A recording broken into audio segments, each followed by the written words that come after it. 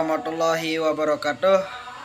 Perkenalkan, nama saya Muhammad Thoriq Rahman dari kelas C2 Prodi Peternakan, NIM D1D021261.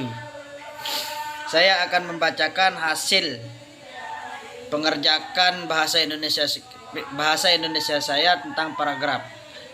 Paragraf yang baik.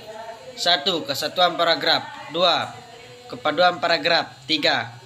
Kelengkapan dan ketuntasan. 4. Keruntunan. 5. Konsistensi. Kesatuan paragraf. Sebuah paragraf dikatakan memiliki kesatuan jika paragraf itu hanya mengandung satu gagasan utama. Kalimat-kalimat dalam paragraf mengarah pada satu pokok atau tidak menyimpang dari pokok pembicaraan. Contoh paragraf tanpa kesatuan.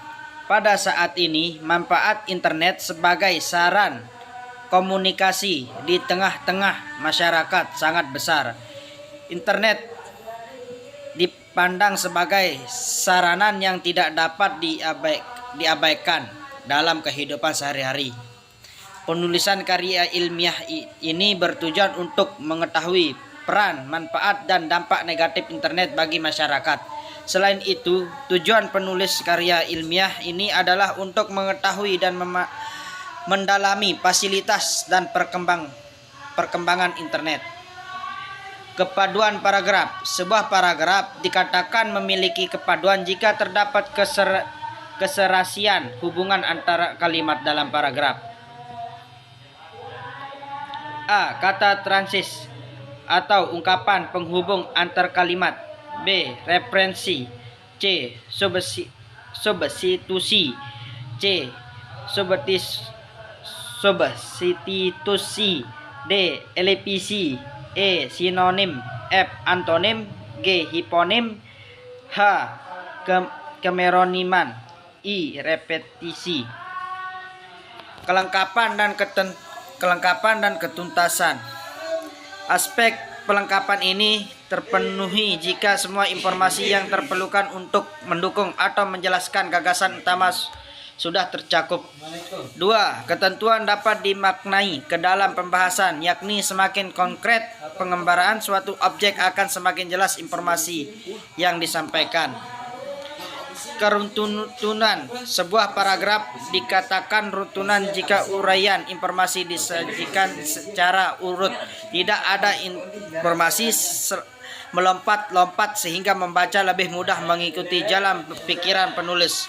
Keruntunan paragraf ditampil melalui hubungan formalitas di antara kalimat membentuk paragraf. Hubungan formalitas tersebut menunjukkan pola urutan penyajian informasi.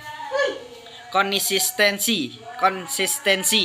Reprisi adalah pelulungan bunyi suku, kata, atau bagian lain dari kalimat yang dianggap penting untuk memberi tekanan dalam sebuah konteks yang sesuai. Reprisi merupakan bagian dari majas penegasan dan kerap digunakan sebagai saran retorika. Jenis paragraf. Paragraf deduktif, paragraf induktif, paragraf campuran, paragraf ineratif. Paragraf dengan ide pokok tersebar. Paragraf deduktif. Paragraf deduktif adalah paragraf yang ide pokok atau gagasan utama terletak awal paragraf dan ikuti oleh kalimat-kalimat penjelas untuk mendukung gagasan utama. Paragraf induktif. Jenis paragraf induktif memiliki ide pokok yang terletak pada akhir paragraf. Biasanya paragraf induktif diawali dengan penyambutan pariwisata khusus terlebih dahulu dan kemudian kesimpulan terletak pada akhir kalimat. Paragraf campuran. Paragraf campuran atau dikenal juga sebagai paragraf deduktif, induktif adalah paragraf yang letak di ide pokok adalah awal dan di akhir paragraf. Paragraf ineratif. Jenis paragraf ineratif merupakan paragraf yang memiliki ide pokok di tengah-tengah paragraf. Paragraf dengan ide pokok tersebar. Paragraf yang ide pokoknya adalah di mana-mana bisa jadi ada di awal kalimat, di tengah kalimat, dan akhir kalimat. Mungkin itu saja yang bisa saya sampaikan, kurang dan lebihnya atau ada salah kata mohon dimaafkan. Sekian, assalamualaikum warahmatullahi wabarakatuh.